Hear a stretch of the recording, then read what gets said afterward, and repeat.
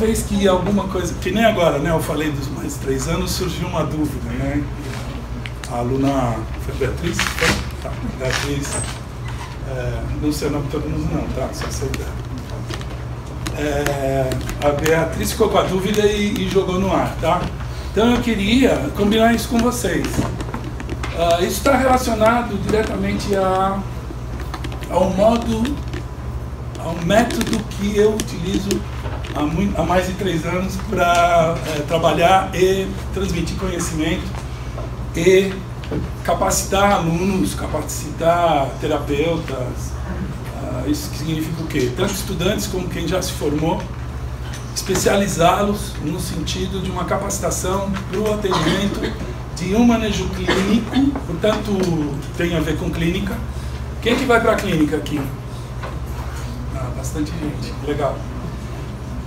Legal porque está precisando, tá? O mundo está ficando doente. Ou melhor, já era bastante doente e continua. Então a gente precisa de gente saudável, minimamente saudável, para dar conta do que vem por aí e do que já existe hoje em dia. Então, um manejo clínico muito específico para tratamento de seres humanos que estão em sofrimento maior, vamos dizer assim. Não sei se sofrimento dá para ter medida de contábil, né? É uma coisa muito subjetiva. Mas que então, a gente, para quem está de fora e olha, fala, não, essa pessoa sofre mais do que eu.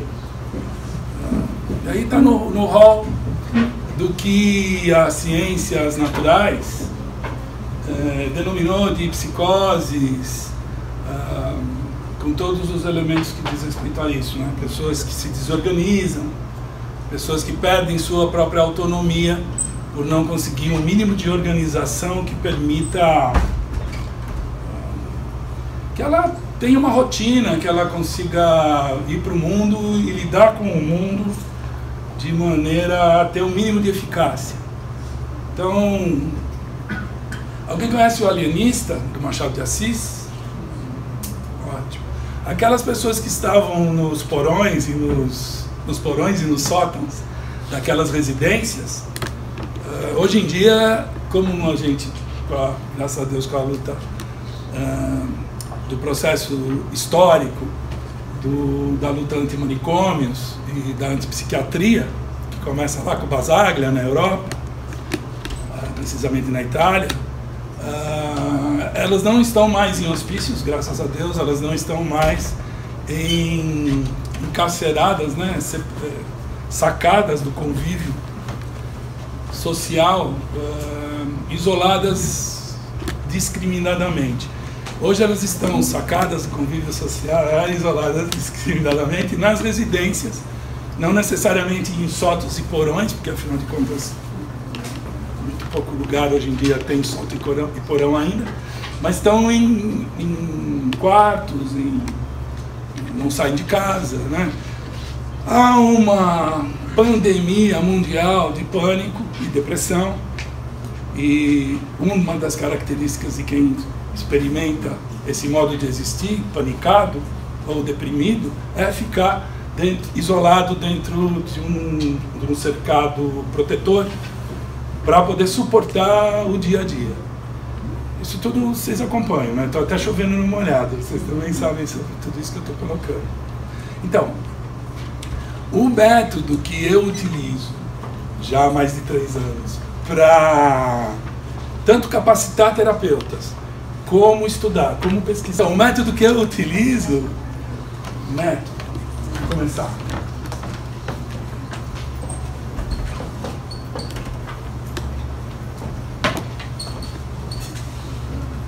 Mais ou menos, tá? É com H aqui, H lá, dependendo por onde vocês entrarem, mesmo no Google para pesquisar, você vai ter via o latim ou via o grego, e aí a coisa vai mudando. Eu não acho que é tão importante a gente se aprofundar. Academicamente, quem vai defender uma tese, seja de mestrado ou doutorado, precisa ser mais sério, tá? Para uma palestra mais informal, com vira-lata que nem eu, não precisa desses detalhes, estão me dando esse direito, tá? Então, metaodos ou metaodós é caminho para, o caminho, uma trilha, uma saga que eu desenvolvo para chegar em algum lugar. Isso é método. Metodologia inclui o logos, que é o verbo legen do grego. Significa milhões de coisas. Pôr, repor, dizer, expressar. A linguagem está relacionada aqui. Normalmente, pela ciência, pelo método das ciências naturais, logos é razão. Tá? Mas logos, se você for pesquisar diretamente, tem milhões de significados, um sinônimo do outro. Não é só razão, não é só estudo, né? Biologos, estudo da biologia, né? Estudo da vida. Bio, vida, logos, estudo, razão, razão da vida, e assim vai. Então, eu uso um método, que é um caminho para dizer, legen, metodologia, algum fenômeno, algum evento, alguma situação de experiência pessoal de vida, seja lá do que for, né? Se eu quero pesquisar o cruzamento da Paulista com a São João, da Ipiranga com a São João, que é algo bem que tem extensão, ele é palpável, ele existe, eu tenho acesso direto, eu posso fazer um estudo empírico disso, eu posso usar a metodologia das ciências naturais e capturar, controlar, dominar o evento ali que eu quero estudar. E algumas coisas daquele evento vão se revelar a minha pessoa, e eu posso fazer um tratado a respeito, ou eu posso fazer uma poesia, se eu for Gaetano Veloso, a respeito do cruzamento da Ipiranga e da Avenida São João. Esse conhecimento, esse estar aqui para conhecer algo de cada um de nós há milênios, há mais de 3 anos, se dá sempre a partir de um caminho para. Ele não se dá a lá louca. Até uma criança que acabou de chegar e que estiver na fase oral, vai conhecer o mundo pela boca, né? Não sei quem tem sobrinho, quem tem irmão pequeno, quem acompanhou uma criança pequenininha, vai reparar isso, né? Ela está no mundo e tudo que ela vê, tudo que ela toca, ela pega e leva para a boca. Ela vai saborear aquele objeto que ela está explorando no mundo. Nesse primeiro momento que ela chegou, o que é isso? Meu Deus, o que é isso? O que é aquilo? Não é assim que começa? Cada um de nós começou assim. E é interessante, né? Porque em português, saber e sabor são sinônimos. Pouca gente usa, mas existia algum. Eu lembro, por exemplo, Amor no Tempo do Cólera, eu acho que é no Amor dos Tempos dos Cólera. Desculpa se eu estiver enganado, estou puxando na memória. Mas lá tem uma frase que ele fala assim, da esposa do personagem, um dos personagens principais: ai, se o peixe não soubesse a peixe. Que era uma reclamação que ele tinha da esposa, que quando fazia a janta, a comida não tinha o gosto daquilo que ele esperava que tivesse. E ai dela se o peixe não soubesse a peixe, né? Então, não é errado a gente falar, esse bolo sabe a amêndoas, né? Esse bolo é de amêndoas, ele tem sabor de amêndoas. Então, saber e sabor tem essa ligação originária. Daí a gente poder compreender um pouco, ou usar esse método, que não é das ciências naturais, aí eu já estou entrando em fenomenologia, né?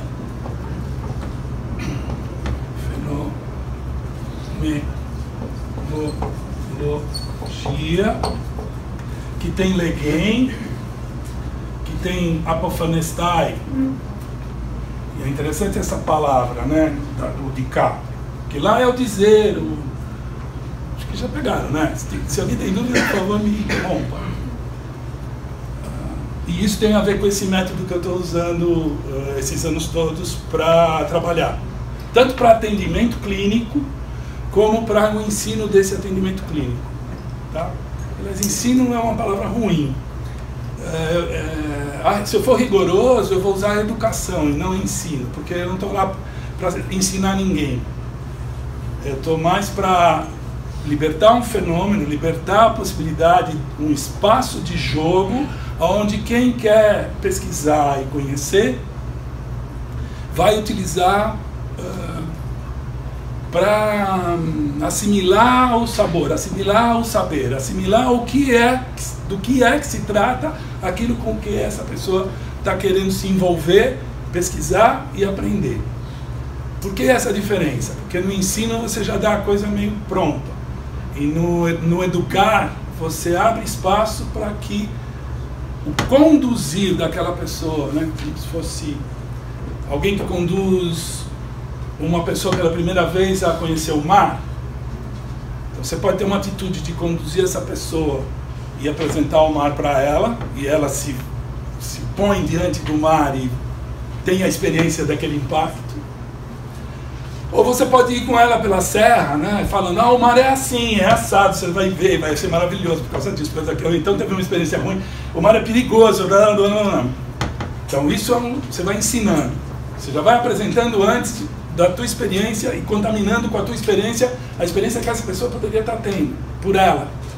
E no outra atitude você libera, você solta, você pode acompanhar para poder, sei lá, fazer uma coisa mais gostosa, a dois para a praia é melhor que sozinho, sei lá, e você deixa a coisa solta.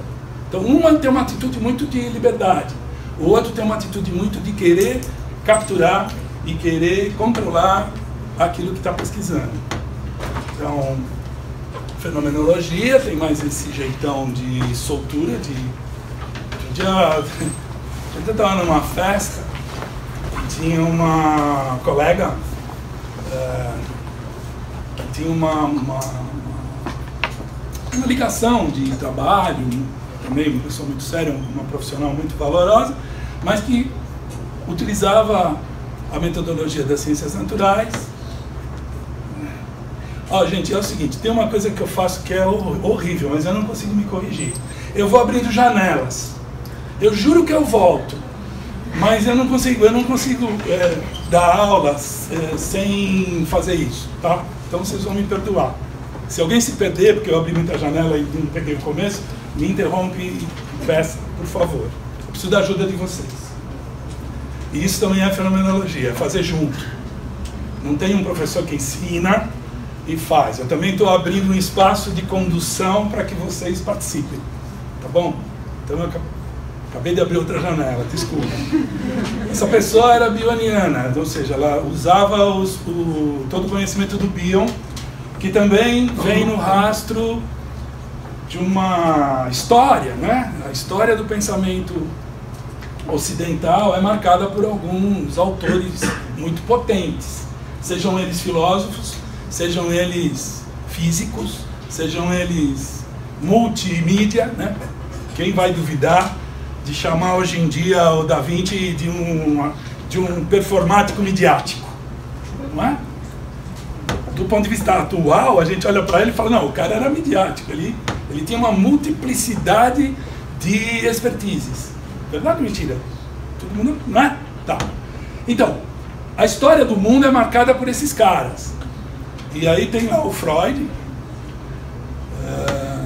já marcado por um antecessor dele, assim vem, né? Brentano, tem toda uma história. E o Bion é mais um, né? Tá ali na Inglaterra, enquanto o Lacan estava na França. Tudo bem? Vocês localizam isso? Eu vou dando informação que se... Tá. Muito bem, essa pessoa adepta lá, apaixonada pelo Bion, trabalhando com os preceitos do Bion. Quando eu falei que eu era fenomenólogo, ela fala, porque eu até falei assim, mas você também é psicólogo? Eu falei, não, eu não sou psicólogo, eu não trabalho com psique. Não tem psi no meu expertise. Claro que tem, porque eu tenho a referência, mas mas eu não tenho no sentido do uso como ferramenta. E aí eu falo, ele é Fenô, para ele vale tudo. Que é uma crítica que de fato todas as outras linhas fazem sobre nós, eu e a minha gangue, e que tem sua razão de ser, vale mesmo tudo, sabe por quê? Não porque a gente faz qualquer coisa, não porque a gente é irresponsável e tudo é válido e vamos que vamos, e vamos ser holístico, e vamos ser místico, e vamos ser isso, e vamos ser aquilo, mas porque eu me lembro da cena final do Último Samurai, que o Tom Cruise está morrendo do lado do samurai e o samurai morrendo do lado dele, e aí tem uma cerejeira que o vento está batendo e as pétalas estão voando assim, quem viu vai recordar, e o samurai vira para ele e fala assim, eu passei a vida inteira perseguindo a pétala perfeita, e agora, na hora da minha morte, eu estou vendo que todas são perfeitas. Isso é bem literal, tá? Me tocou de um jeito que eu nunca mais esqueci. Dá até vontade de chorar cada vez que eu lembro disso. Então, tudo é válido. Tudo. A coisa mais desprezível, a coisa mais sagrada. Tudo é válido. Tudo tem seu valor. Mau valor, bom valor, mais valor. Valor. Mal, bom. Positivo, negativo. Números racionais, números irracionais. Tudo faz parte do universo, faz parte do cosmos, faz parte de nós que estamos dentro dele. Então não dá para desprezar simplesmente. O fato de você considerar de um modo ou de outro não significa que vale tudo de um jeito irresponsável, mas vale tudo porque tudo tem seu valor, bom ou ruim. Tá. Agora eu vou tentar voltar onde eu estava, que é aqui, né? Isso é louco também, né? Que a gente vai indo e dá a impressão que a gente está em outro lugar. No entanto, o exercício de voltarmos para nos encontrar onde estamos é uma das dificuldades maiores que cada um de nós possui.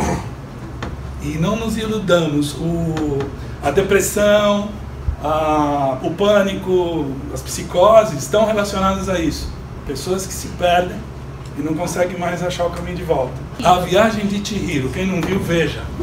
Eles roubam o nome dela e ela sem nome não pode voltar para casa. Quando nós somos sequestrados de nós mesmos, fica muito, muito difícil. Bom, vamos lá, então eu lembrei o detalhe. Fenomenologia. Essa palavra, ela tem Legen e ela tem Fenestai, Apofenestai. A-P-O-H, bota no Google. Apofenestai. Apofenestai, gente, dá origem a fenestra em italiano, que significa janela. Apofenestai, fenomenologia, é dizer aquilo que entra pela sua janela, de uma maneira simples e que vale qualquer coisa. Mas você vê, quando a gente usa o vale qualquer coisa, a gente consegue esclarecer algumas coisas para nós mesmos, que se a gente fizer um caminho muito acadêmico, fica de fora, a gente não acessa. Todo mundo entendeu, né? O mundo está lá e ele conversa comigo. Ele entra por onde? Vai, vamos supor que tem uma janela. O Russell, e agora? O Russell, acho que foi o Russell. O Russell, que foi o criador da fenomenologia, ele trabalhava com a moldura. O Russell, obrigado. Então ele trabalhava com a moldura. Tem uma moldura ali, tem uma janela, né? Tem um enquadre, e aquilo entra e se relaciona comigo. Tá. Então uma pergunta. Ciências naturais, metodologia, meta-odds, caminho para chegar a... é ensinado, na minha época, há mais de 3 anos, são 45, tá, gente? De profissão.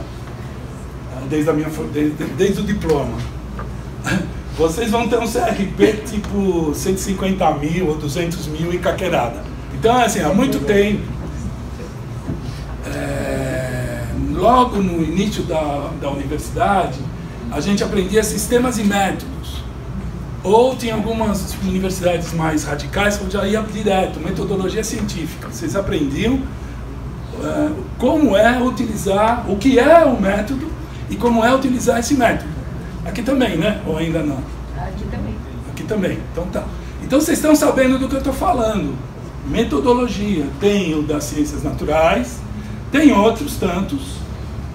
Mas assim, os dois mais em voga, os mais em dia atualmente, que se usa, que os pesquisadores de todas as áreas estão utilizando para captar o conhecimento possível em relação a algum fenômeno que eles querem estudar, ou eles vão pelo viés, pelo caminho do método das ciências naturais, ou eles vão pela fenomenologia. Outra janela. Vocês já leram alguma coisa de Carlos Castaneda? Não? Carlos Castaneda é um antropólogo da minha época, que chegou a ser capa da Time, e ele tem uma série de livros. A história dele é curiosa.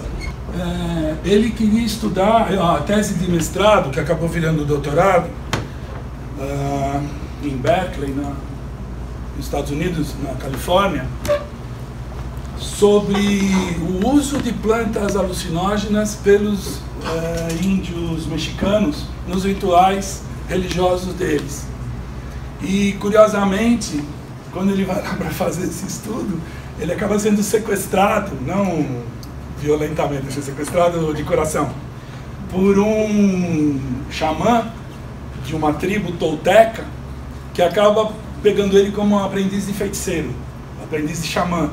E aí ele tem todo o trabalho dele, que no início era mesmo uma tese de mestrado, doutorado, todo acadêmico, se torna um exercício pessoal de transformação, e ele vai se tornando um xamã, ou vai pelo menos acompanhando esse xamã na aventura dele.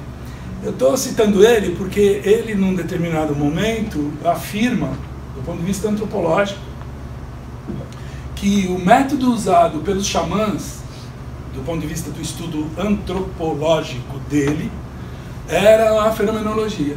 E ele cita Russell e cita o Heidegger, Martin Heidegger, que foi um discípulo direto, aluno direto do Russell.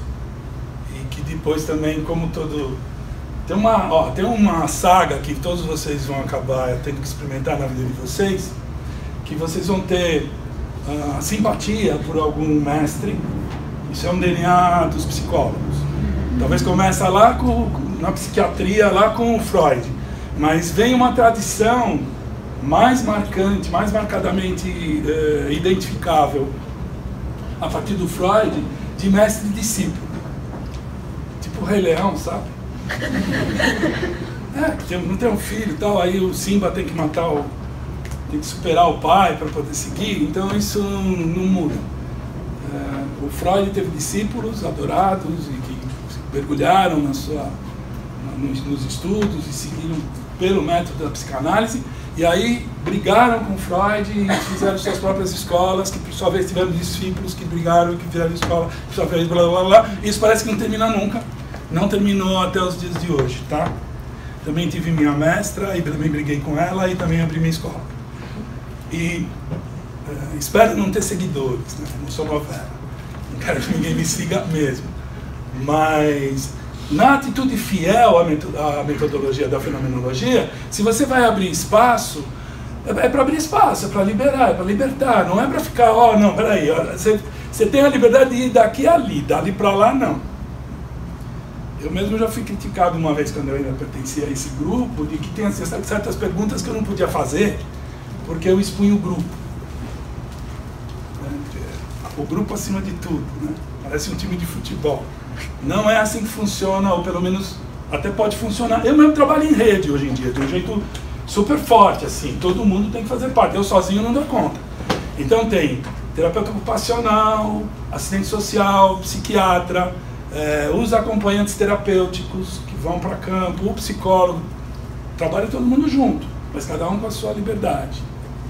Bom, então, esse método, fenomenologia, segundo o Castaneda, pelo menos até os xamãs utilizavam para ter esse conhecimento. Eu não entrei ainda no tema, né, que é o aparelho psíquico, então vou entrar agora, tá? Aparelho psíquico. uma cápsula. Isso vocês me corrigem, que vocês sabem melhor que eu. Quem teve psicanálise pelo menos deve saber melhor que eu, está mais fresco no mínimo. Uma cápsula, 3 divisões. Não sei onde põe o id, onde põe o ego, o superego, mas é isso. É id, ego, superego. Isso na última versão. Teve uma versão anterior. Oi, é o contrário? É? Bom, X, vocês estão entendendo. Pelo amor de Deus, não há nenhum tipo de desprezo em relação a esse conhecimento, tá? Se alguém falar que eu fiz isso, eu falo que é mentira, apesar de estar sendo gravado. Então, id, ego, superego, e antes era consciente, inconsciente... Pré-consciente. Pré-consciente, ótimo. Mas tudo bem, são versões, ele deu uma modificada, ele teve os motivos dele para isso. Mas, resumidamente, a grosso modo, se eu for fazer uma expressão gráfica, é isso, é uma cápsula aí de ego, superego, está faltando alguma coisa, o quê? A janela? Não, esquece, não é o que eu falei, é do Freud. O que tem aqui dentro? Além do id, do ego e do superego. Tem um elemento super fundamental. Eu sou superego. Não, censura é o superego. Ele é... Libido. Libido. Ótimo. Maravilha. Libido. O que é a libido? É a energia que vai catexar ou o id, ou o ego, ou o superego, e vai fazer toda a bagunça ou toda a harmonia da convivência dessas 3 instâncias dentro da psique humana. Ok? Alguma dúvida? Estou falando bobagem? Acompanharam? Tá, isso está feito? Tá. O que é libido? Energia psíquica. Energia psíquica. Energia. Libido é energia. Vocês conhecem o Reich, William Reich?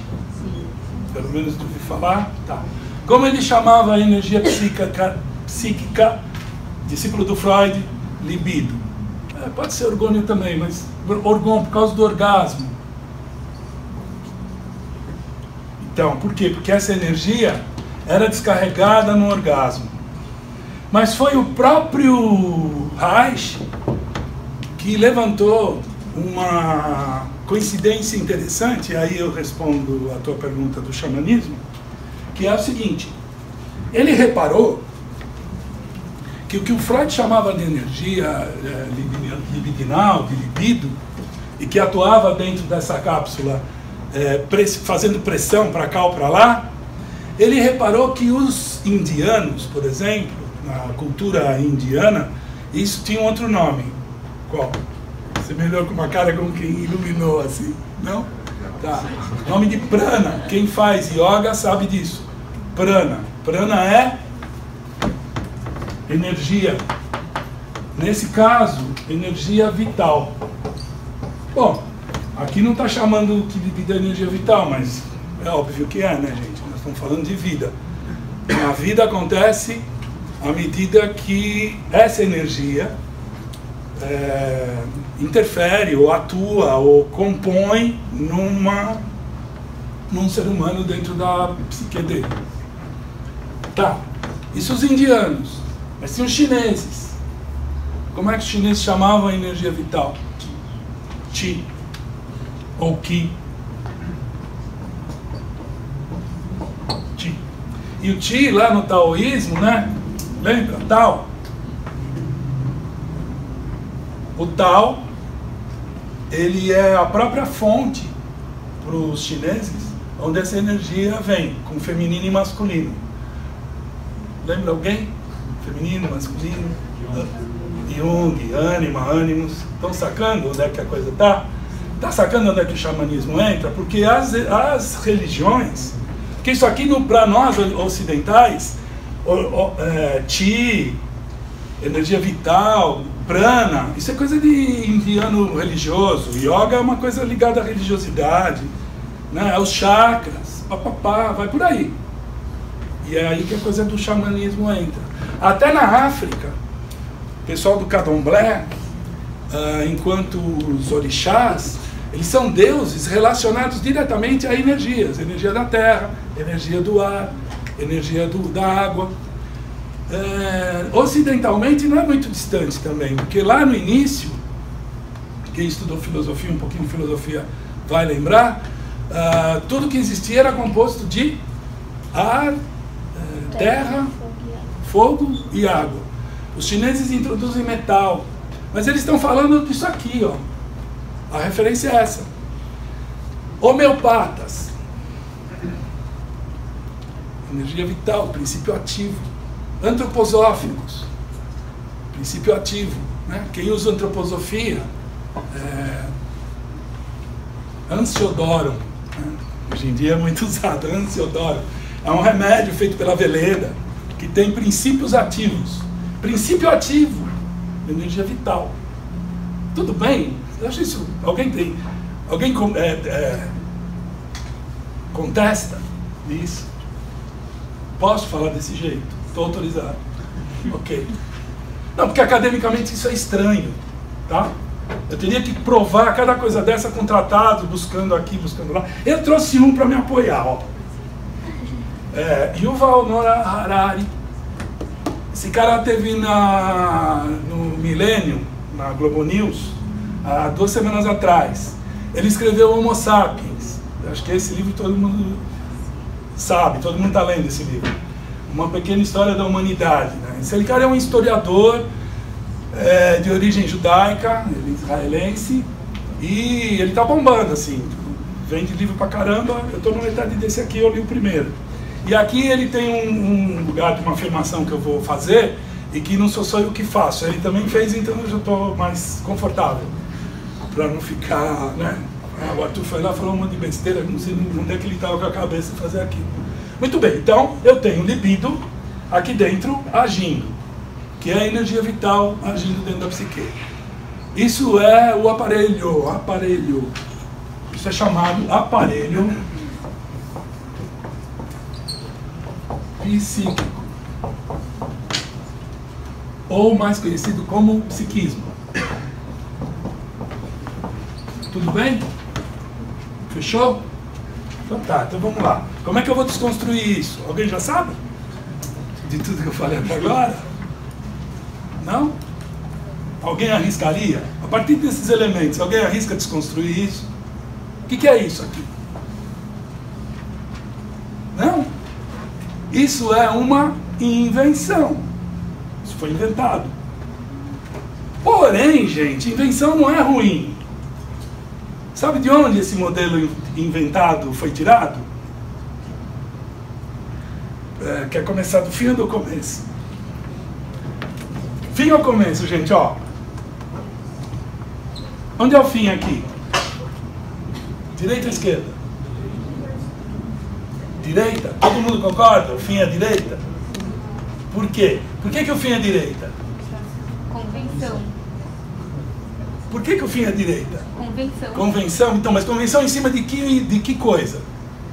O que foi que aconteceu para convencionalmente todo mundo dizer, não, o fim é aqui?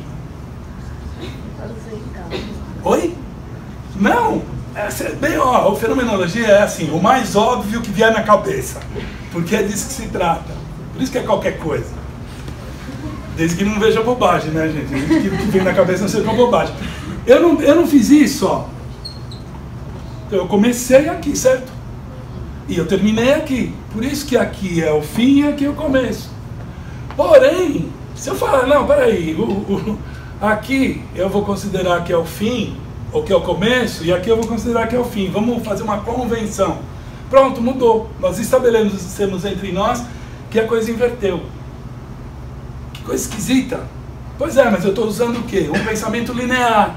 Quando eu uso um pensamento linear, quando eu uso a ciência natural, que surfa, que cavalga o pensamento linear, eu tenho essas convenções muito bem estabelecidas. Mas não existe só um pensamento linear, existem outros modos de pensar o mundo, a pesquisa, etc. E aí a história da janela. Se alguém lê mito, mitologia mesmo, se aprofundar na mitologia grega, lá o tempo é circular, porque não nos enganemos, o pensamento é linear porque nós utilizamos tempo. Se a gente não utilizasse o elemento tempo, tudo fica solto. Tudo bem? Então tá. Por isso que eu brinquei com o fim e com o começo. Então, o negócio é o seguinte: se nós estamos usando de metodologia científica,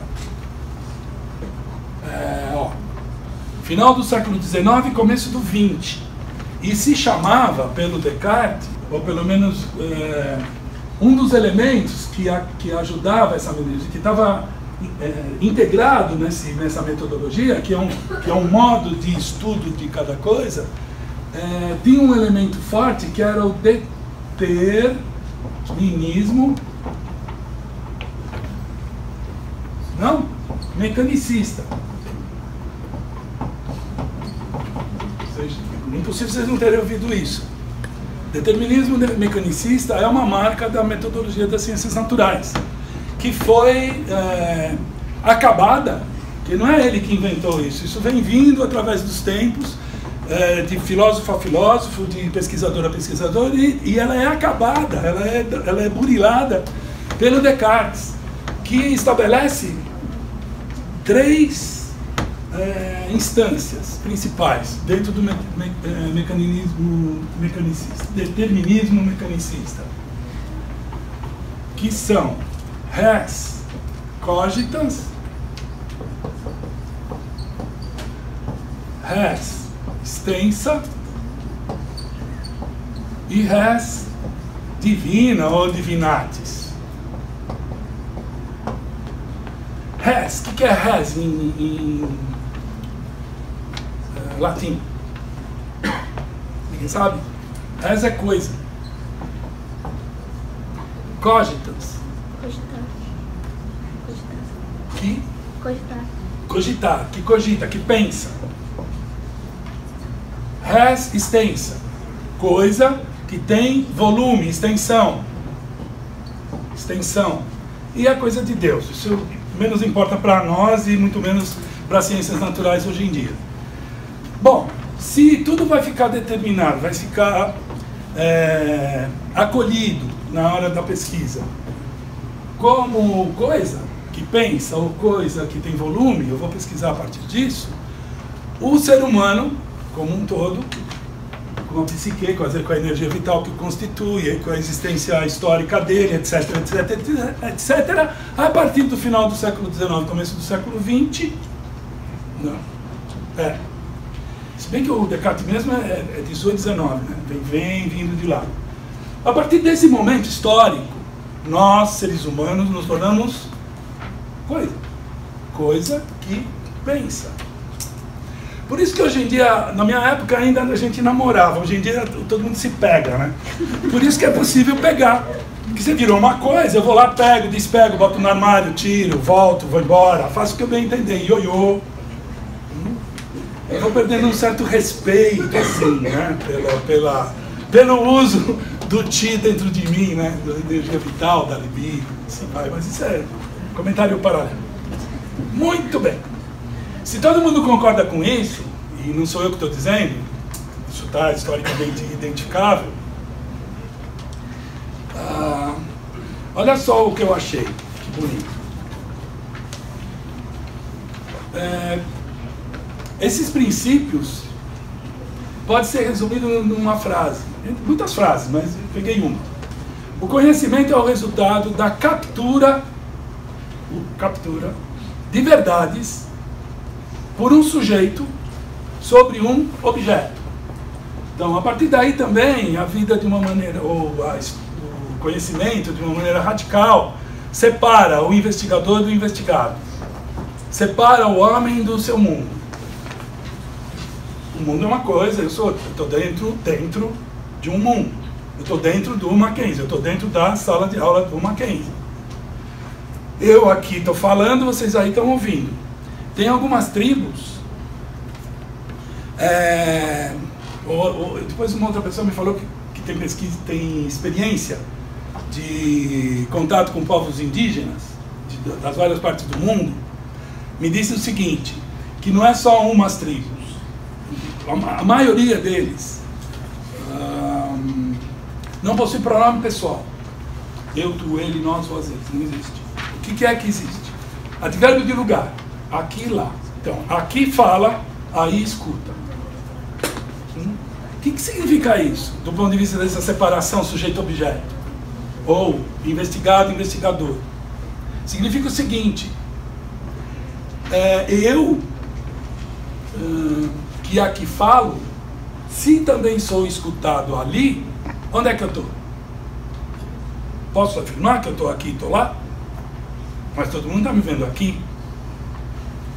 Quando eu for para a casa de vocês, não se iludam, eu vou, hoje à noite alguém vai lembrar de mim. Nossa, fui lá no Mackenzie, perdi meu tempo lá ouvindo aquele cara falar, eu estou lá com vocês. Entende isso? Isso é um outro jeito, aí sim eu estou usando fenomenologia, veio pela janela. Isso é um outro jeito de afirmar uma verdade. Ou seja, eu questiono essa verdade, de que há um sujeito e há um objeto. Eu posso fazer isso. São milênios de discussão, milênios não, mas desse século para cá isso está sendo discutido. Muito bem. Vamos lá para a frase, para acabar. O sujeito percebe o objeto a partir de exercícios sensitivos e racionais que devem ser organizados de uma forma metodológica a fim de se obter o conhecimento verdadeiro. Então, eu já elegi o que vai ser verdade e o que não vai ser. Ok? O objeto é separado do observador. Conhecer o objeto é igual a dominá-lo. Conhecer o objeto, capturar o fenômeno, capturar. Conhecer o objeto é igual a dominá-lo. Quando uma criança saboreia um biscoito, ou a chupeta, ou a formiga, minha filha, quando era pequena, a formiga veio andando assim, ela olhou e... Quando ela fez isso, ela capturou a formiga. Do ponto de vista científico, sim. Do meu ponto de vista, ela saboreou, ela põe em liberdade a formiga, ela pode vomitar a formiga. Ninguém quer pegar nada, os fenomenais não estão a fim de pegar coisa nenhuma. Nós estamos a fim de que tudo fique livre, que tudo aconteça. O Heidegger, Martin Heidegger, é um dos filósofos que desenvolveu essa metodologia e esse conhecimento também. Ele afirma que salvar algo, nem é ele é um Lessing. Esse Lessing é um linguista. Fenomenólogos gostam muito de etimologia de palavras. O que aquela palavra significa no início dela, na origem dela. E aí ele fala que esse Lessing, que era um linguista antigo lá, alemão, afirma que salvar é permitir que algo vigore no seu vigorar. Permitir que algo seja. Vou abrir uma janela. Já viu, né, o que faz um manejo clínico de um fenomenólogo com um paciente que está em pânico? Se eu permito que algo seja, eu deixo ele ficar panicado o quanto ele quiser. Curiosamente, isso acalma ele. Não fica ninguém, para com isso, não fique assim. Ai, que horror, vamos abrir a janela. Não, deixa ele ficar lá. Ele quer ficar no escuro, embaixo da cama. Tá? Vai por aí. Mas isso é só um... gente, o que eu posso falar é o seguinte, funciona. Tá bom? Não quer dizer que isso aqui não funcione, hein? Pelo amor de Deus. São modos. Então, invenção, né? Vou pegar. O método cartesiano, nesse sentido, implica em uma simplificação, onde o objetivo, então é uma coisa bem simples, onde o objetivo é encontrar uma lei universal que explique todas as coisas. O mundo pode ser expresso por meio de equações matemáticas. O mundo deve ser compreendido e dominado e modificado a favor do homem. Olha que beleza! Não é? Não está bacana? Quanto tempo nós vamos viver ainda em planeta? Então, isso aqui, eu denuncio, está destruindo o mundo. Não vai ser nessa geração. Então, esse cara rebate. Ele fala, não, calma. Nós vamos modificar geneticamente todo mundo e nós vamos nos adaptar à falta de água, à poluição, a tudo que for destruído. Nós vamos comer bactérias, sei lá. Estou brincando, estou ficando até... Tem que levar mais a sério, tá? Mas eu acho que o que está acontecendo agora é consequência do que veio. Isso não significa, então, se a gente fosse fenomenólogo do século XVIII e isso aqui avançasse, o mundo estaria salvo. Sei lá o que significa deixar que algo vigore no seu vigorar. Podia ser que se a determinação fosse que tudo acabasse, vigorar no seu vigor é sumir. Vem um meteoro e acaba com tudo, sei lá. Mas enfim, é só para dar a ideia. E aí eu quero voltar na coisa da invenção. E aí eu fecho, para ver se alguém pergunta alguma coisa. Na página 124 desse livro, preciso pôr na lousa? Tudo bem? É editora Companhia das Letras, Yuval Noah Harari, página 124. Talvez as ciências biológicas estejam olhando o problema pelo ângulo errado. Elas creem que a vida consiste tão somente em uma questão de processos, de dados e que organismos são máquinas de calcular coisas. E de calcular e de tomar decisões. No entanto, essa analogia entre organismos e algorítmicos, máquinas de calcular, são produto de algorítmicos. Sabe o que é algorítmico? Uma receita, um método repetitivo. Tá. Podem nos induzir a um erro. No século XIX, os cientistas descreveram cérebros e mentes como se fossem motores a vapor. Por que os motores a vapor? Porque era a tecnologia avançada da época, que acionava trens, navios e fábricas. De modo que, quando humanos tentavam explicar a vida, assumiam que ela devia funcionar de acordo com os princípios análogos de uma máquina a vapor. Mente e corpo são feitos de tubos, cilindros, mente e corpo são feitos de tubos, cilindros, válvulas, pistões, que criam e aliviam as pressões, produzindo assim movimentos e ações. Esse conceito tem influência profunda até na psicologia freudiana, o que explica porque muitos de nossos jargões psicológicos estão repletos de conceitos emprestados da engenharia mecânica, conforme queríamos demonstrar com CQD. Bom, isso aqui é uma invenção, mas uma máquina a vapor também é uma invenção. Qual é a diferença? A máquina a vapor, eu pego, eu vejo, eu meço, ela existe, ela está lá. A psique eu não consigo pegar, nem mexer, nem fazer nada com ela, porque eu não consigo alcançá-la.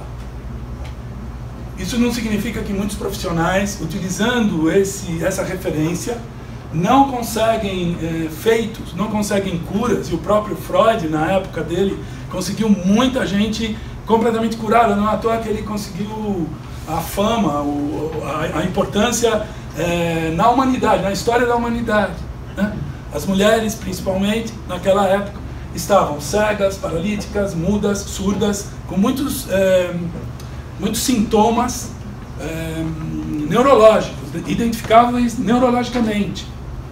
E milagrosamente, como não havia nenhuma correspondência a tumores, a nada que se identificasse, se bem que naquela época não tinha tomografia, não tinha todo o instrumental que nós temos hoje. Elas eram curadas à medida que esse tipo de conceito era aplicado, e a partir do encontro terapêutico elas se libertavam. Esse é o detalhe. Os fenomenólogos dizem, o encontro existia, o Freud era muito fenomenólogo, né? Mas a explicação que ele deu não batia com a fenomenologia, batia mais na linha onde ele estava imerso, ele era produto também, ele era um cientista produto daquela época. E naquela época o cartesianismo e a metodologia científica estavam muito forte. Hoje ela continua muito forte, nós estamos pondo o homem na lua. Eu estou aqui falando tudo isso, mas eu sou também muito agradecido, muito agradecido. Por exemplo, eu caí, quebrei a perna, e eu tenho 2 pedaços de titânio no meu tornozelo. Se não fosse a metodologia científica, eu provavelmente estava numa cadeira de roda agora, porque a minha perna quebrou de um jeito que sem uma haste de titânio eu não ia estar com ela recuperada, tá bom? Então não é uma questão de desprezar o conhecimento, só que não existe só um, e esse aqui da cápsula, uma maneira de desconstruir é essa comparação, que não só eu que estou fazendo, tem outros profissionais bastante importantes no mundo hoje em dia fazendo isso. Daí eu trouxe o Yuval para me apoiar. Eu podia ficar trazendo um monte de outros autores também, escolhi ele, que é atual e que nem é psicólogo, nem é médico, nem é nada, ele é um historiador. Tá bom? Eu espero que com isso eu consegui cumprir o que eu prometi que eu ia fazer. e ainda apresentando para vocês um pouco de Fanon, como é que a coisa se dá. E estou aberto para vocês perguntarem, parece que a gente tem 5 minutos.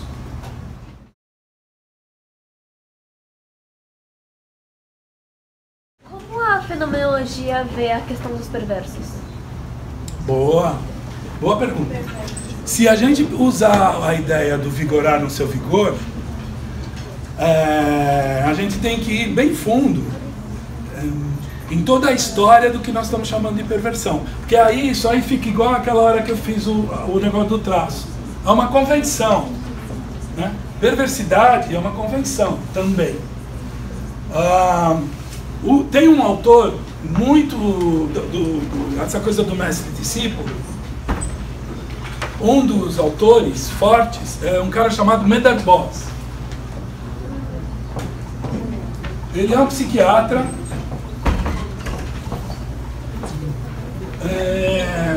discípulo do Freud, que também brigou e estudou com o Heidegger na Suíça. Ele tem um livro sobre perversões sexuais. E o que ele diz é o seguinte: se um ser humano está aprisionado num modo de atingir o orgasmo, porque disso nós estamos falando, né? Perversão também ligada à sexualidade. Todo tipo de perversão. Todo tipo. Mas... Bom, estou pegando pelo viés sexual. Até porque é o tema, né? Da libido e tal. Então, se um ser humano só consegue atingir o seu próprio orgasmo fazendo a posição do frade, que eles chamam, de jesuíta, sei lá, sabe, papai e mamãe, essa pessoa tem que ser considerada uma pervertida sexual. Por quê? Porque ela está aprisionada num modo. Isso significa o quê? Que a energia da libido, a energia sexual, ela é tão Djavan. Por ser exato, o amor invade e fim. Ela é tão sem pé nem cabeça, sem rédea, não dá para capturar ela. Ela é avessa a essa captura. Que ela se multiplica em milhões de formas, inclusive entre os animais. Né? Você vê, hoje em dia aliás, esse cara aqui estudou ele também, porque ele tem um capítulo sobre eles. Os macacos bororos. Os macacos bororos usam o sexo, a relação sexual, para acabar com briga, para quando tem disputa por um território, etc. E eles transam, filmado, de tudo quanto é jeito que você puder imaginar. Com orgia, ou, do nosso ponto de vista, seriam orgias, enfim. Então, é isso, a energia ela é caótica. Né? Os gregos já eram sábios em relação a isso. O primeiro deus era caos.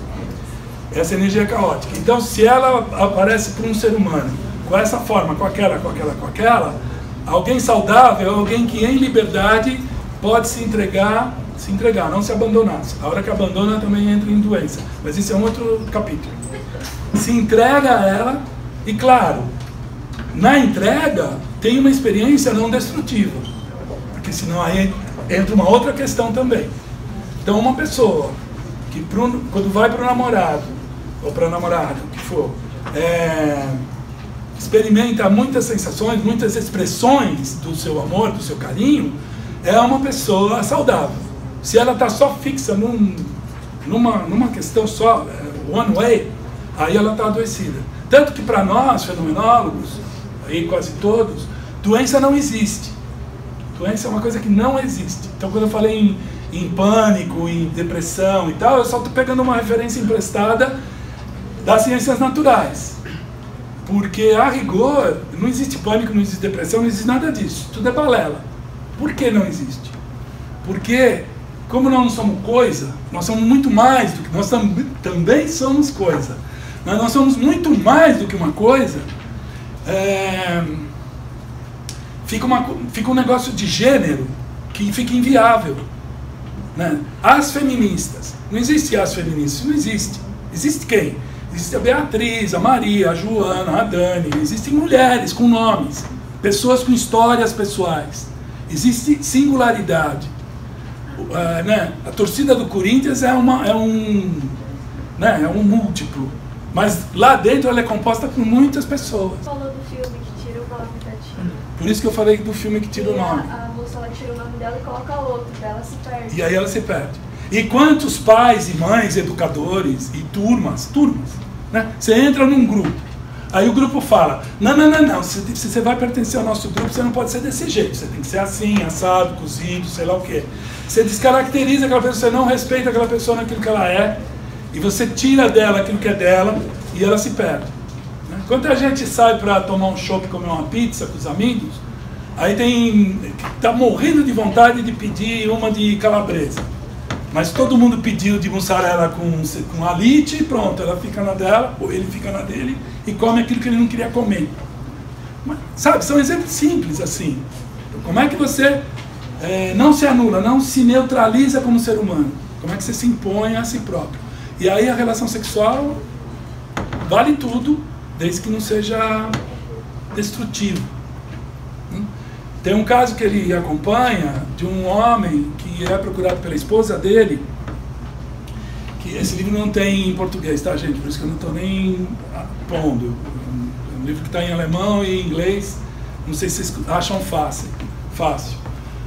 Mas esse homem, ele só consegue orgasmo quando ele encontra, desculpe a expressão, mas eu estou tratando com futuros colegas, certo? Somos da área da saúde, ok? Ele encontra o bolo fecal no ânus da esposa. Se ele não encontra isso com o pênis dele, ele não consegue orgasmo. Só assim ele consegue. E a esposa, por motivos um tanto óbvios, vem procurar ajuda, porque ela está ficando um tanto prejudicada em relação a esse tipo de prática. E aí ele vai fazer todo um caminho que, inclusive, é identificável com o que um psicanalista faria, do histórico, e na infância e tudo mais. A gente não abandona isso, a gente quer compreender pelas janelas do que se apresentar. E o cara tinha uma história de vida que ele era abandonado pela mãe, abandonado assim na mão de babás, e ele morava no campo, numa casa de um diplomata. E nessa casa, na Suíça, tinha um curral com vacas, com cavalo. E no inverno, fazia muito frio, ele fugia das babás, e ele era muito pequenininho, ia assim, né, meio assim, né, com aquele andar trôpego, e ia para o curral. E ele ficava no meio das fezes da bosta da vaca. E a bosta era quentinha, e o aroma não era tão desagradável, e ele se acostumou com isso. Isso dava tanto prazer para ele que, segundo o Boss, é muito mais complexo, tá, gente? Eu estou dando um resumão por causa do tempo. Mas, segundo o Boss, isso dava para compreender qual foi a história que ele percorreu para, no futuro, como adulto, a energia de vida só vir para ele e passar por ele a hora que ele se relacionava com fezes. Enfim, é um jeito. Então, a perversão ela é compreendida dentro dessa amplitude. Fale. Tem uma pergunta, ela é meio, assim, bem pragmática, mas onde acaba a fenomenologia e onde começa a design-análise? Porque, para mim, que tem um pouco de estudo, é tudo no mesmo saco. Ótimo, né? Essa pergunta é ótima. Ó, o que acontece?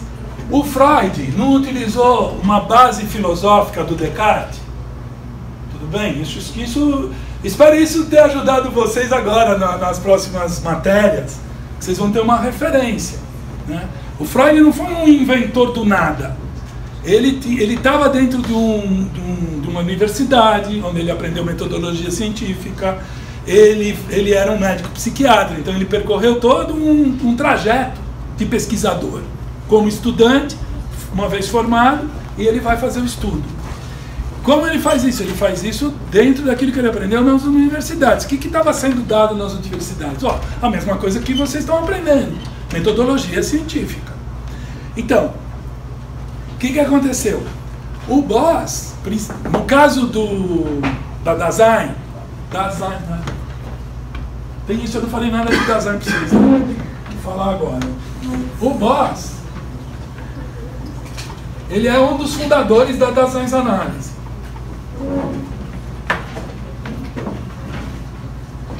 Dasein. Da é lugar, é uma preposição, pode ser aí, é o lugar. Sein é ser, então é traduzido como ser aí ou estar aí. Por que ele usa essa palavra? Porque ele fez toda a faculdade dele, a universidade dele, como psiquiatra, dentro das ciências naturais. Aprendeu a metodologia científica. Só que aí, quando ele está discípulo do Freud, e ele vira discordante dele, ele fica muito insatisfeito com, inclusive, a metodologia que ele está usando. E ele chama o Heidegger, que era um filósofo da época. Aí a história dele é outra janela, porque é na época da guerra, o Heidegger está lá na Floresta Negra, o Heidegger tem a fama também de ter sido nazista, é uma puta confusão do caramba, merece uma aula só sobre isso. E aí o Boss está na Suíça, e o Boss era coronel do exército, mas a Suíça não tem exército. Então ele era coronel do exército de fronteira. A Suíça não tem exército, mas tem a fronteira, eles fazem defesa. E tinha muitos judeus, e um grego judeu que veio para o Brasil, que se chama Solon Spanoudis, veio para o Brasil fugido da guerra. Esse psiquiatra chegou, eu conheci ele pessoalmente, chegou a ser um pouquinho meu professor há mais de 3 anos. Tá. E ele ajuda esse cara a fugir dos nazistas. E com isso ele cria uma intimidade entre o Boss e ele.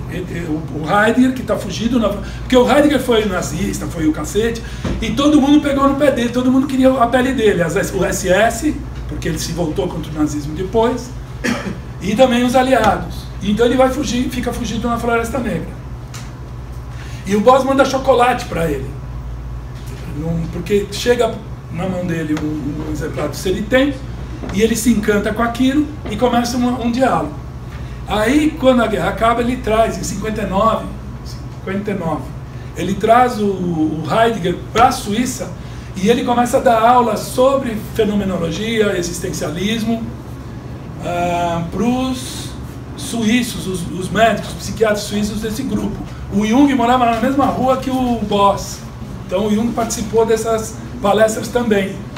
E o Binswanger, que é um outro autor que vocês provavelmente vão esbarrar na faculdade, tinha esse grupinho aí.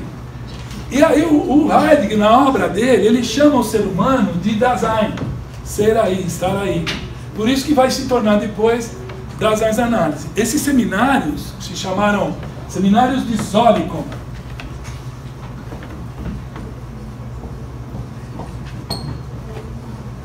Esse livro existe em português, às vezes é difícil, talvez no estante virtual vocês acham. Esses seminários, 10 anos de seminário, de 59 até 69. Esses seminários foi onde nasceu a Daseinsanálise. Tá, e o que tem a ver a fenomenologia? Olha, tudo, porque o Heidegger, discípulo do Husserl, era fenomenólogo. E quando ele ensinou sobre o existir humano, ele não ia ensinar a doença, nada disso, ele foi lá ensinar o que era o existir humano. Quando ele ensinou o existir humano em Zolikon para esse pessoal, ele ensinou a partir da fenomenologia. Então é aí que tem a trama se dá e a coisa encaixa.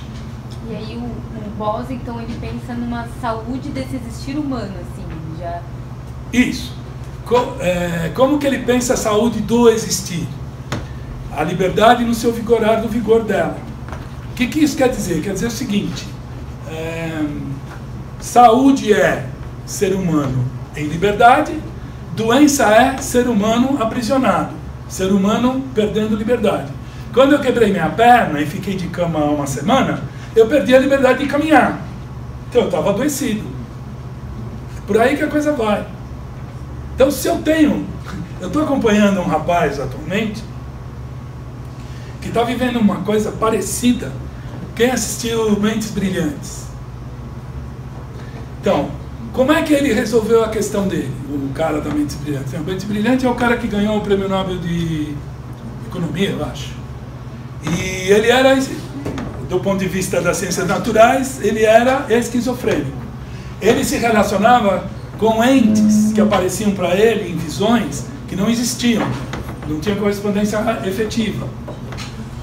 Como ele se curou disso? Ele parou de ver as pessoas? Não. Ele sabia que aquelas pessoas existiam e as outras não. Como? Porque aquelas que ele via em alucinação não envelheciam. Era sempre a mesma. No filme é isso que mostra. Eu estou acompanhando um rapaz que nós estamos fazendo um conjunto de referências, eu e ele, para que ele consiga identificar o que nele é aquilo, enquanto experiência de vida pessoal, que os psiquiatras estão chamando de surto psicótico, dele poder identificar isso com ele mesmo, quando ele entra em surto. O que é? Sei lá o que ele vive, tá? Não tem esse nome, é só um nome de referência. Então, como é que ele age no mundo de maneira inadequada, quando ele está tomado, sequestrado, por esse modo de existir, que das ciências naturais eles falam, o cara está alucinando, está ouvindo voz, está isso, está aquilo. E quando é que isso não está acontecendo com ele? É parecido com o cara do Mentes Brilhantes.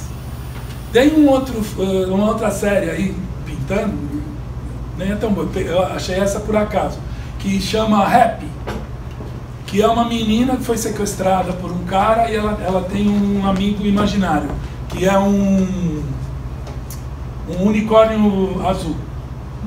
E ela pede ajuda para o amigo imaginário dela para ir buscar o pai dela, que é um policial, ex-policial, para salvar ela. E, curiosamente, ela vê o amigo imaginário, e não duvidem que muitas crianças veem e não estão alucinando, e o pai dela vê também. É uma forçação ali, um roteiro criado. Mas esse tipo de coisa, você para de olhar como classificação de doença e olha aquilo como algo bom, aquilo está acontecendo. O que é aquele fenômeno? Afinal, o que é aquilo? Do que se trata? E a maioria das respostas, lembra quando eu li? A ciência natural, o determinismo mecanicista, pretende capturar, entender e controlar o fenômeno. A verdade real tem que aparecer. Para nós fenomenólogos, é parecido com o que a Bioniana ela falou, tudo é tudo, nada é nada, e vamos ver do que se trata. A cada vez vamos ver do que se trata. A gente não tem uma definição acabada de nada, como a vida não tem uma definição acabada de nada.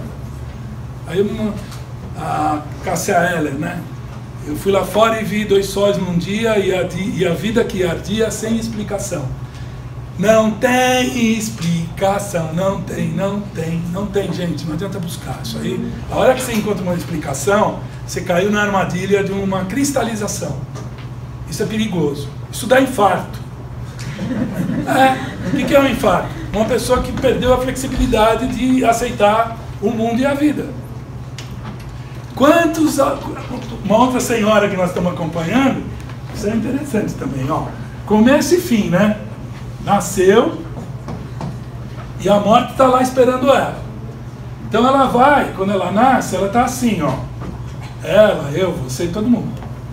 Aí vai indo. Quando chega aqui no meio, mais ou menos, vai virando.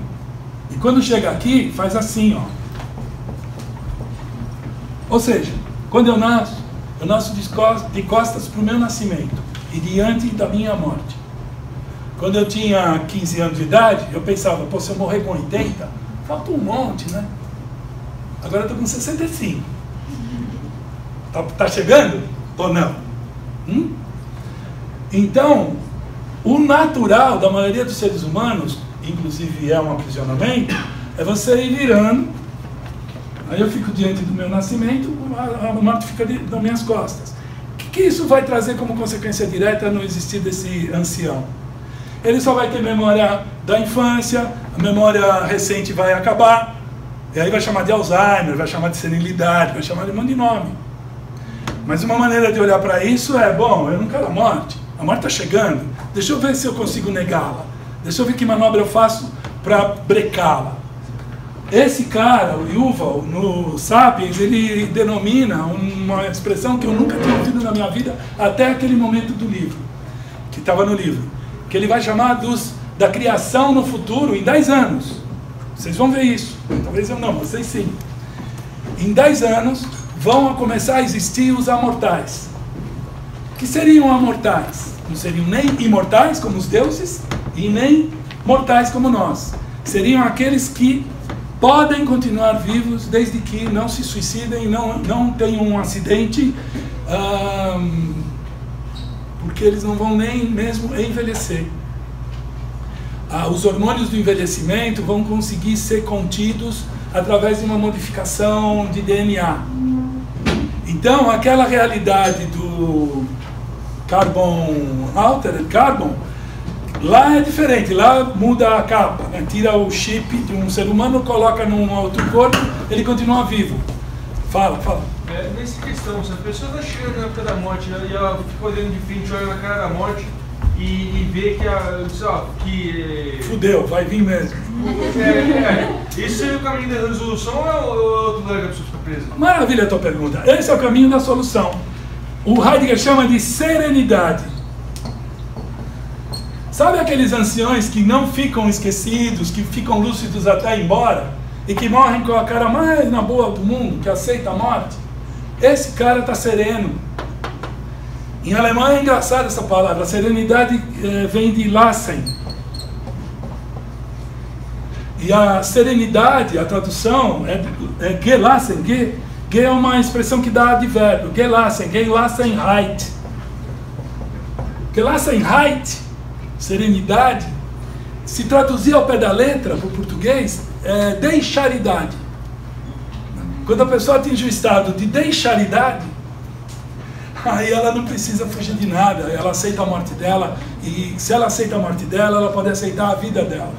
E uma pessoa que aceita a vida e aceita a morte, é uma pessoa em paz. A depressão seria quando a pessoa tem uma visão longa demais e vê além da conta? Ela está no começo da vida, mas ela já está vendo a morte. Está vendo a morte, mas não quer ela. O que quer dizer isso para alguém que ainda é jovem e entra em depressão?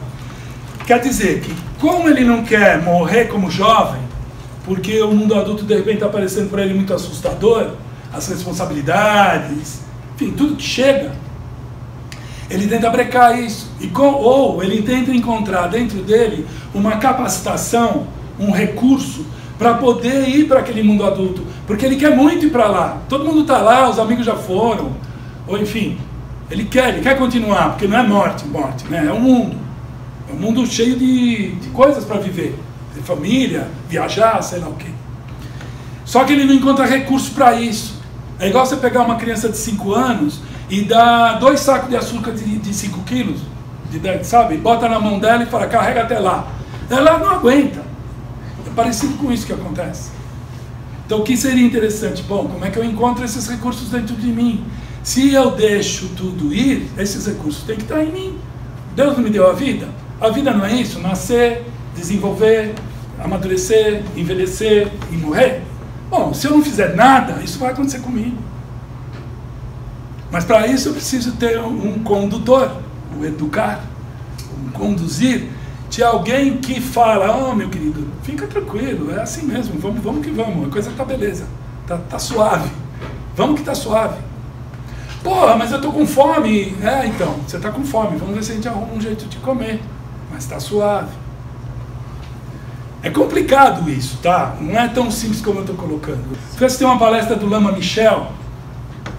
Lama Michel, fenomenólogos, psicólogos, psiquiatras, filósofos, eles conversam com tudo quanto é tipo de conhecimento, tá? E é interessante como o budismo, o Dharma budista, tem um parentesco muito íntimo pelo pensamento oriental, porque tudo isso aqui é pensamento ocidental, tá, gente? Grécia, Indo, Europa e América. Lá no Oriente, o caminho é outro, é feito por outro tipo de pensar. E o Dharma budista lá é muito forte. Mas a fenomenologia também. Esse lama budista brasileiro, que se tornou lama na Índia e hoje ele é ligado a monastérios tibetanos, ele deu uma palestra no... Olha como a ciência não é tão ruim. Ele foi no Sírio-Libanês, no centro de pesquisa do Sírio-Libanês, eles têm um auditório maravilhoso, com cadeira de couro, ar-condicionado, maravilhoso ali. Assim, um lugar de bem-estar, não que aqui esteja ruim, estou me sentindo muito bem também. E aí ele foi falar nesse centro, para os médicos. E ele começou de um jeito interessante, que ali era um centro de expertise de saúde, que só cuidava de doença. Seria interessante ter um centro de expertise de saúde, de pesquisa, de saúde e não de doença. Então, cuidar da saúde é tão ou mais importante do que cuidar da doença. É como se a gente corresse atrás só depois de que tudo já ferrou. Então essas atitudes preventivas, vacina, tudo que a ciência natural pode nos dar, por que não? Vamos abraçar. Mas o que ele comentava é o seguinte, que me lembrou, né? Ele fala, no planeta hoje temos 7 bilhões de seres humanos. Desses 7 bilhões de seres humanos, 5 bilhões estão com as mãos presa aqui, ó.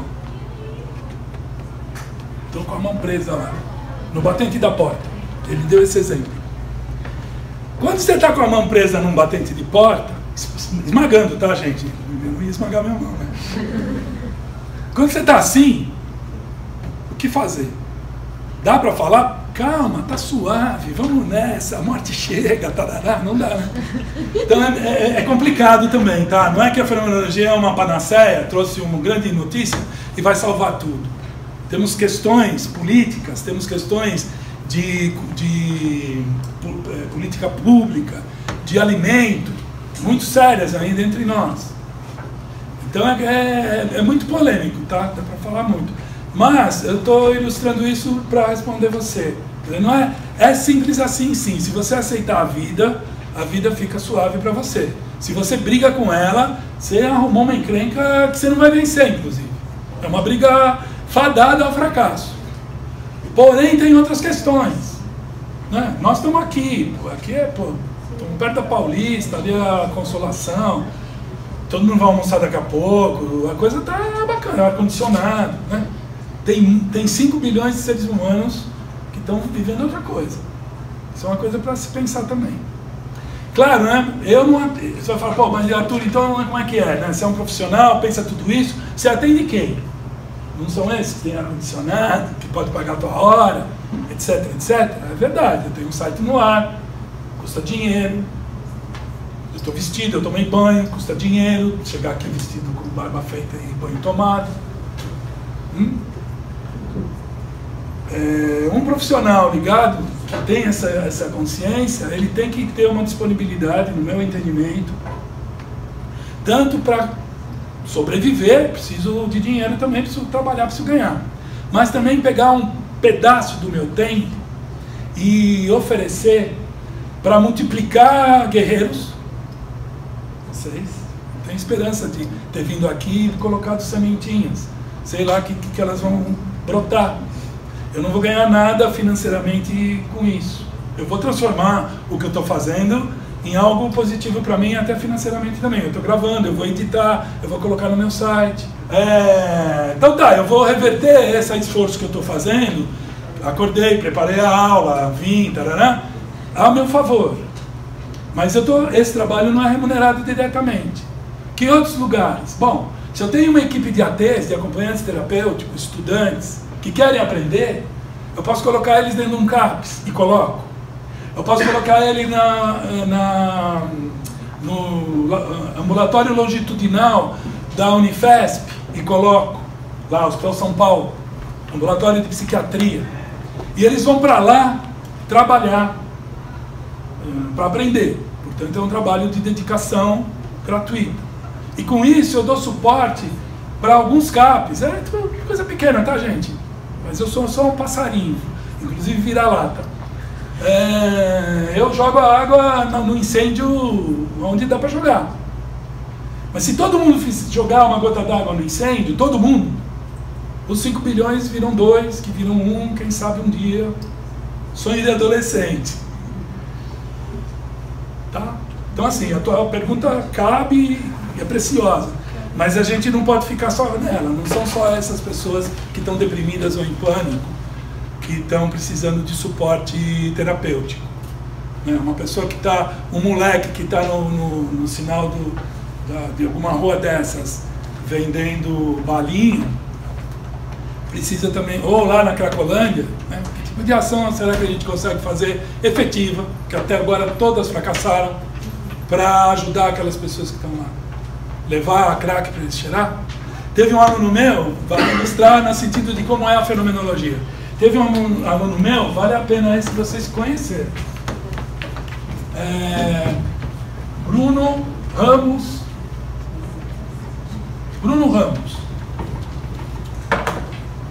Esse cara, ele fez a tese de mestrado dele na Escola Paulista de Medicina sobre o uso da ayahuasca para moradores seres humanos em situação de risco, os moradores da Cracolândia. E ele conseguiu recuperar alguns deles, tipo 20, 25. Ele pegava, levava, ele tinha uma metodologia também ligada a fenômeno. Até para usar uma droga tem que ser meio fenômeno. Não que essas drogas não estejam sendo pesquisadas seriamente. Ele mudou atualmente da ayahuasca para iboga, para ibogaína. A ibogaína é uma substância que os africanos usam, os índios e os indígenas africanos usam, como a ayahuasca é uma droga que os incas utilizavam, os índios da Amazônia os utilizam, para conversar com os deuses, segundo o ponto de vista dos índios de lá e de cá, da África ou daqui. Teve um laboratório canadense que comprou a patente e está fabricando iboga sinteticamente. Ou sei lá que tipo de coisa. Se eu estiver falando bobagem, me desculpe, é muito pouca informação que eu tenho, tá? Pesquisem. O fato é que ele está trabalhando com iboga num hospital de Ourinhos. A pessoa entra, é hospitalizada, passa o dia sob monitoramento, toma a iboga, faz a viagem lá, vai visitar os deuses, vai visitar um monte de coisa, e quando volta, o resultado de recuperação de criticidade, que é o pior que tem, isso também é fenômeno que se mostra. O drogado, o cara que usa uma droga psicoativa, a dificuldade de lidar com ele é que ele perde a crítica. A autocrítica fica acabada. Parecido quando eu tomo muita tequila, que a minha crítica fica um horror. Aí vem minha filha, papai, você está causando, né? Para com isso e tal. Então ela tem que me dizer que eu estou causando, porque eu mesmo não consigo perceber. Então, de fato, droga psicoativa, não se engane, álcool é uma droga que atua no psique. Acaba com a nossa crítica. E a hora que eu não tenho crítica, eu não consigo identificar que aqui tem um drogado e bato a cabeça no chão. Então, a iboga, ela resgata isso. Está fazendo um trabalho maravilhoso lá. Então é isso. É para usar com os nossos depressivos. É para usar na própria vida, né? Eu acho que o que você ouviu hoje te dá um pouco de esperança a nível pessoal. Porque se você... Não, você vai morrer. Você falou dos depressivos, então eu... Não estou falando da tua depressão, estou falando da tua morte. A minha morte? É. Como é que é a minha morte? Isso. Mas não é gostoso ouvir um professor mais velho que você, no mínimo, ou não um professor, uma pessoa mais velha que você e dizer, não, ficar de bem com a morte é bacana? Não é bom? A gente acaba encontrando um encontro, assim, verdadeiro. Então, você pode usar para a tua vida pessoal, todos nós, e podemos usar para os outros seres humanos que nós vamos atuar amanhã ajudando. E não só esses que estão depressivos com questões com a sua própria morte. Esses que estão com questões com a sua existência, aquilo que ainda está em vida, arrumar alimento, por exemplo, arrumar um teto. Esses também a gente tem que pensar que tipo de ação a gente pode fazer para também multiplicar, para também chegar até eles. Senão a gente cria uma clínica muito sofisticada que vai ficar tratando nossos iguais, ou seja, a classe média baixa, média média, média alta.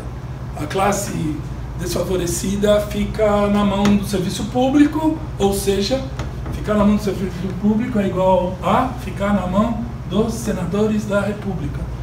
Nada contra eles, pelo amor de Deus. Complicado, né? Pensa um pouco. Todos os nossos mandatários que a gente conheceu até hoje, né? Ou no mundo, não precisa ser aqui, no mundo. Quem que a gente pagaria? Tiraria o chapéu, né? Um Gandhi, um Mandela, um Mojica. Quem mais? Quem dá mais? Não é? Assim, liso. Claro, a gente pode incluir outros nomes, sem dúvida. Mas esses acho que não tem. O Suplicy. Esses, pelo menos, não apareceu nada até agora contra, né? Um cidadão que entra para cumprir um mandato com um fusquinha, e na hora que sai ele só tem um fusquinha, e ninguém achou mais nada nele, ele está vivendo num lugar junto com os outros, vai ter polêmica, vai ter notícia fake, vai ter um monte de coisa. Eu estou pensando assim só a nível mais geral, tá? Bom, você vê o Heidegger, que é o meu ídolo, foi do partido nazista de carteirinha. Vamos combinar? É complicado, né? Conviver com isso de boa dentro de mim. Bem complicado. O que aconteceu com esse cara? É aquela história, né? Faça aquilo a partir do que eu escrevi e do que eu divulguei em obras, mas não faça aquilo que eu fiz na minha vida. Tipo Osho, né? É um outro documentário que está bombando aí. Ele falando diretamente, não é um autor, não é um ator interpretando ele. É ele. É ele, é o discípulo dele, é o outro. Tudo aquilo aconteceu, está filmado. Não é complicado? Eu acho. Porque é isso. Você lê um livro do Osho, eu sou fã do Osho, eu leio coisas dele maravilhosas. O que eu leio dele, aquilo que ele fez, é muito questionável. E estou aqui falando, arrogando, né, uma sabedoria. Eu também sou falho pra cacete, né? Acabei de falar que a minha filha às vezes me puxa a orelha, que eu fico inconveniente. Então todos nós temos nossas... Mas se aquilo que a gente fez de bom, de verdade, não só o que escreveu, aquilo que a gente fez de bom de verdade, for maior do que aquilo que a gente escorregou, porque quem caminha e escorrega, não tem jeito. Se você caminha, mais cedo ou mais tarde você vai cair. Se isso somou, diz a lenda que a hora que você chegar lá na deusa da morte, se as pedras pretas forem menor do que as pedras brancas, você está salvo lá também. Mas eu acho que isso tem a ver com morrer bem, sabe? De você ter a sua consciência tranquila, de estar no travesseiro, beleza? Então essas pessoas, voltando na tua pergunta, que estão em depressão, elas estão em dívida. Elas têm débitos com elas mesmas. Isso é quase uma regra. Eu que vim aqui para falar que não tem que ter regra nenhuma, hein? Mas isso é quase uma lei. Você encontrou alguém culpado, ele está devedor. Você encontrou alguém com dificuldade de caminhar, ele está com algum tipo de precariedade, algum tipo de aprisionamento. Dívidas aprisionam. Pode ser a dívida de que eu tinha que ter... Eu, por mim, não queria fazer tal coisa e fiz, fiquei me devendo. Fui na pizzaria, comi o que eu não queria. Fiquei devendo para mim aquele pedaço que eu queria. Essas pequenas dívidas se acumulam e isso acaba virando um bolo, uma bola de neve, e você se complica. O panorama é mais ou menos esse. Tá bom? Mais pergunta? 24. Super obrigado por você.